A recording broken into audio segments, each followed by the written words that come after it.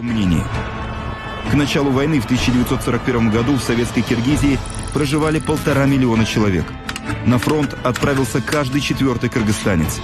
Почти 100 тысяч из них погибли. Имена многих кыргызских воинов навсегда останутся в памяти народа.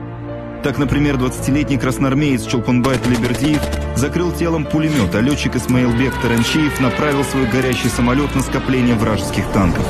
Пока солдаты отдавали жизни на чужбине, на родине делали все, чтобы помочь фронту. Тысячи женщин заменили мужей у станков на поле и даже в шахтах, там, где их никогда не было. Кыргызстан поставлял фронту уголь, свинец, нефть, продукты.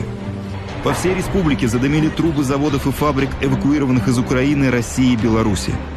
Всего сюда привезли 38 крупнейших предприятий, где изготавливали ртуть, металлические изделия, ткань, лекарства, обувь, сахар.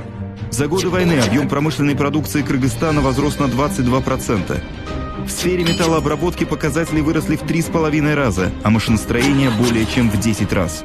Республика стала вырабатывать в 1,5 раза больше электроэнергии.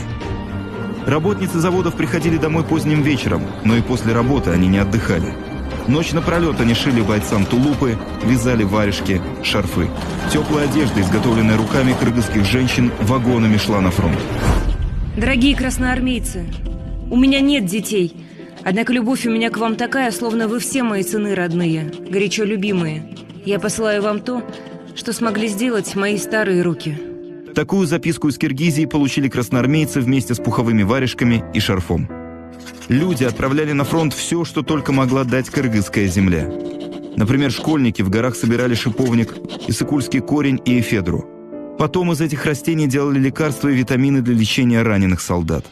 В столицу Киргизии были эвакуированы сотни светил советской науки. Сюда переехали Институт биохимии, генетики, микробиологии, палеонтологии. Именно во Фрунзе изобрели препараты для лечения от воспаления легких, бруцеллеза и менингита, вакцину от дизентерии. Именно в советской Киргизии был озвучен революционный способ лечения гангрены.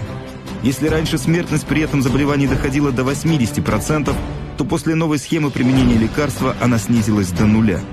300 тысяч граждан с оккупированных территорий нашли приют на кыргызской земле. Только за первый год войны в республике было построено 40 детдомов для сирот. Сотни кыргызстанок атаковали райкомы, чтобы забрать детишек к себе домой. Кровью наших милых детей залили фашистские псы советскую землю. Я беру на воспитание ребенка, который видел, как в землю закопали его родную мать. Буду любить этого мальчика, как своего сына. Ася Сагимбекова, Ош, март 1941 год.